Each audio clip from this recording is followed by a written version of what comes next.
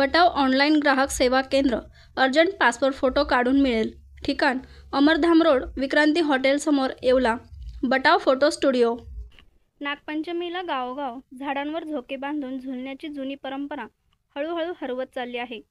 लिंब, वड, चिंच, आंबा, बोरे अशा मोठमोठ्या झाडांवर बांधलेले झोके, त्या झुलण्याचा आनंद, मैत्रिणींच्या गप्पा आणि गाण्यांचा जल्लोष, हे सगळं आता फक्त आठवणींतच उरलं आहे।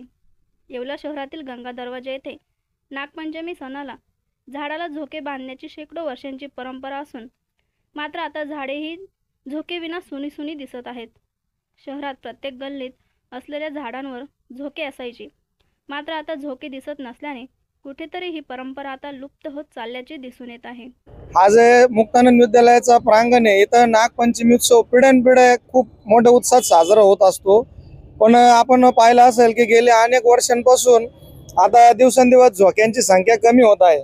त्याचं कारण की आधुनिकीकरण असेल किंवा पाश्चात्य संस्कृतीचा प्रभाव असेल किंवा सोशल मीडिया सारखे, मोबाईल सारखे गॅजेट असतील, लहान मुलं विशेष करून महिला वर्ग आता आपले जे भारतीय सण उत्सव आहे याच्याकडे जरा दुर्लक्ष करतायत।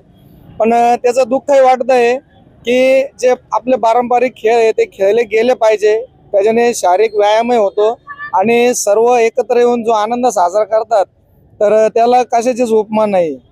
नमस्कार, मी येवले शहरातून किरण जगताप बोलते आहे।